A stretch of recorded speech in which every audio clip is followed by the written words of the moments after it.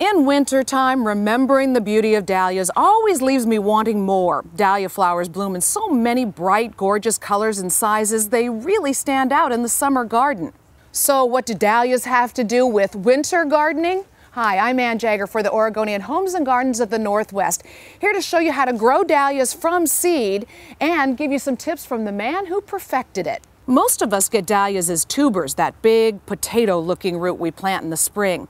You can make even more dahlias exactly like their parents, mini-me's, by dividing these tubers. All you need is an eye, that little sprout there, and a little bit of the stem.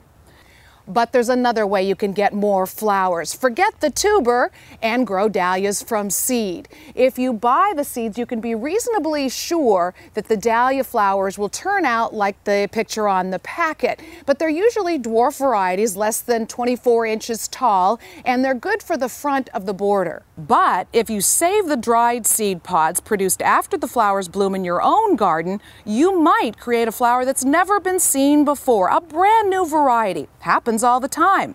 Nicholas Gitt's family has been doing it for more than 50 years at Swan Island Dahlias. And very unique about a dahlia is you do not get this variety back again from seed. The 30 or 40 seed in here will all be different. And that is the fun of it. Grow seeds by spreading store-bought potting soil into a shallow tray. Place the dahlia seeds on top of the soil. Try to spread them out evenly. Lightly cover the seeds with a little more soil. Just a sprinkling, about 1/4 of an inch will do.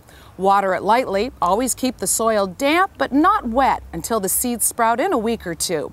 You need to sprout the seeds inside the house where it's warm. Now, they won't grow all at once, but when they get about 3 inches tall, you need to transplant the healthiest ones into small pots of their own. Then by mid-April, when the weather's warmer, they're big enough to go outside.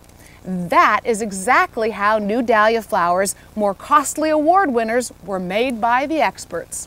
That's where we get all of our new varieties. It's a lot of fun. Like my dad always says, it's like Christmas every day, going out and going through the patch, finding something new. His father, Nick Gitt Sr., is world famous for his seedlings. For more than half a century, he had an eye for picking that one award winner from fields of flowers. Beauties such as Pooh, Summer's End, Gitt's Attention, or Gitt's Perfection. So here's a good story about one of my favorite seedlings.